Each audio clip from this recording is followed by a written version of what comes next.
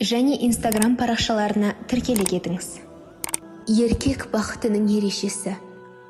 Өмірде бір бай кісі болыпты. Ол бұл дүниеде қолы жеткен нығметтерінің баршасына риза болса да, қалап алған жарына көңіл толмапты.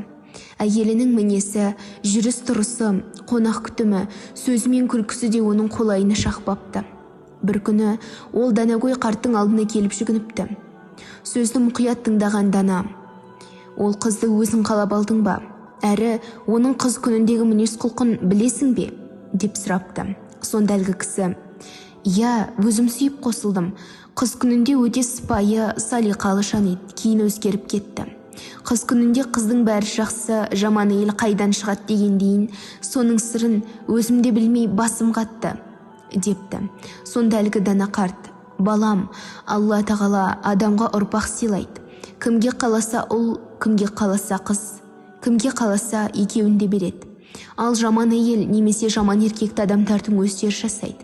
Әйеліңнің сүйкімсіз жанға айналуына мына сенің өзің кінәлісің. Есіңде болсын, әр әйел өзінше бір әлем.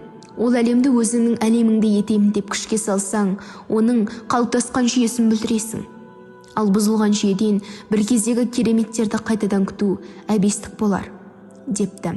Сөздің мәнісін түсінген әлгі адам сана таразысына салып, өзінің әйелі алдындағы жауапкершілігін әділ әрі толық өтей алмағандығы үшін әйелін өзіне қарсы қойып алғандығын, соның нәтижесінде оның сүйкімсіз жанға айналып кеткенін ұғып, "Жақсы жерге келген келін келін, жаман жерге түскен келін келсап" деген халық даналығының мәніне бойлап іштей қатты өкініпті. Кетерінде Дана ақсақалдан: "Енді не істесем оң болар еді?" деп кеңес сұрапты. Сонда данышпан: "Балам, еркек кіндіктінің қашанда есінде жүретін бір ережесі бар. Соны ұмытпасаң, алдағы күндерінде әйелің өзіңе сүйкімді бола бастайды. Қыз деген нәзік үмітпен, аяулы сезіммен ғұмыр кешетін нәзік жаратылыс. Олардың жасы қаншаға келсе де жүректерінде сол бір үлбіреген нәзік сезіммен, ер адамға деген қалтқысыз сенімнен тұратын бала күнгі бейнесі орнығып қалады. Жүректеріндегі сол кішкентай қыз, ол ақсамайлы әже болса да, сол балғын пәк күйінде қала береді. Талғамсыз еркектер әйел жүрегіндегі сол кішкентай қыздың бейнесін көре алмай пұшайман болып өтеді. Әйеліңіз ханшайым болса да, отбасы, ошақ қасындағы күлді көмеш шаруа әйелі болса да, олардың жүрегінде мәңгілік қартаймайтын қыз бейнесі барын ұмытпаңыз.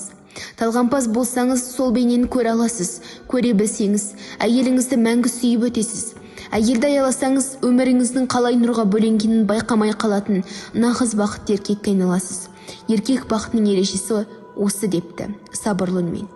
Видео ұнаса, лайк басып, арнама тіркеліп, қоңыраушаны баса кетіңіз. Келесі видеода кездескенше. Ассаламу алейкум ва рахматуллахи ва баракатух.